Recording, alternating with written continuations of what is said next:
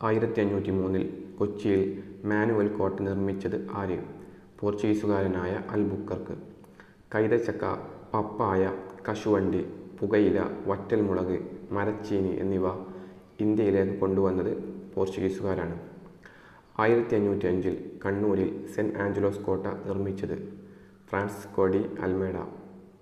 കൊല്ലം ജില്ലയിലെ തങ്കശ്ശേരിയിൽ തോമസ് കോട്ട അഥവാ പറങ്കിക്കോട്ട നിർമ്മിച്ചത് ആര്? പോർച്ചുഗീസുകാർ.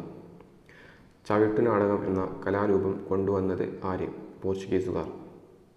കേരളത്തിൽ പള്ളി നിർമ്മാണത്തിലെ യൂറോപ്യൻ മാതൃക കൊണ്ടുവന്നത് പോർച്ചുഗീസുകാരാണ്.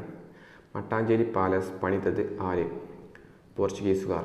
കേരള മാതൃകയിൽ പോർച്ചുഗീസുകാർ കൊച്ചി രാജാവായ വീരകേരളവർമ്മക്ക് പണിത കൊട്ടാരം മട്ടാഞ്ചേരി പാലസ്.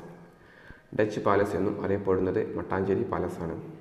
കാരണം ഡച്ചുകാർ പിന്നീട് അത് പുതുക്കി പണിതത് കൊണ്ടാണ് മട്ടാഞ്ചേരി പാലസിന് ഡച്ച് പാലസ് എന്ന് പേര് വന്നത്. ശാസ്ത്രകൃഷി സമ്പ്രദായം ആവിഷ്കരിച്ചത് പോർച്ചുഗീസുകാരാണ്. മട്ടാഞ്ചേരിയിലെ ആദ്യ ജൂതപ്പള്ളി സ്ഥാപിച്ചത് പോർച്ചുഗീസുകാർ. കേരളത്തിൽ പോർച്ചുഗീസ് അതിക്രമങ്ങളെക്കുറിച്ച് പ്രതിപാദിക്കുന്ന ഷെയ്ഖ് സൈനുദ്ദീൻ രചിച്ച കൃതി തുഹ്ഫത്തുൽ മുജാഹിദീൻ. അപ്പോൾ തുഹ്ഫത്തുൽ മുജാഹിദീൻ രചിക്കുന്നത് ഷെയ്ഖ് സൈനുദ്ദീനാണ്. ഹോർത്തൂസ് മലബാറിക്കസ് ആരുടെ സംഭാവനയാണ്? ഡച്ചുകാരുടെ. ഹോർത്തൂസ് മലബാറിക്കസ് രചിച്ചിരിക്കുന്ന ഭാഷ ലാറ്റിൻ ഭാഷയിൽ.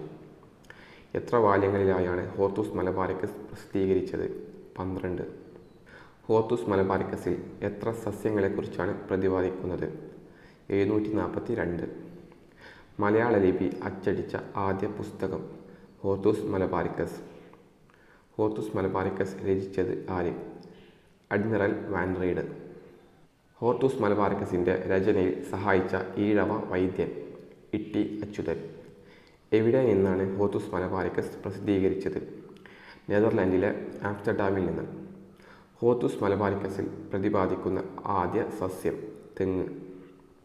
ഹോർത്തൂസ് മലബാറിക്കസ് മലയാളത്തിലേക്ക് വിവർത്തനം ചെയ്തത് ആര്? Doctor KS. മണിലാൽ. 1724 മയ്യഴിയിൽ കോട്ട പണിതത് ആര്? ഫ്രഞ്ചുകാർ.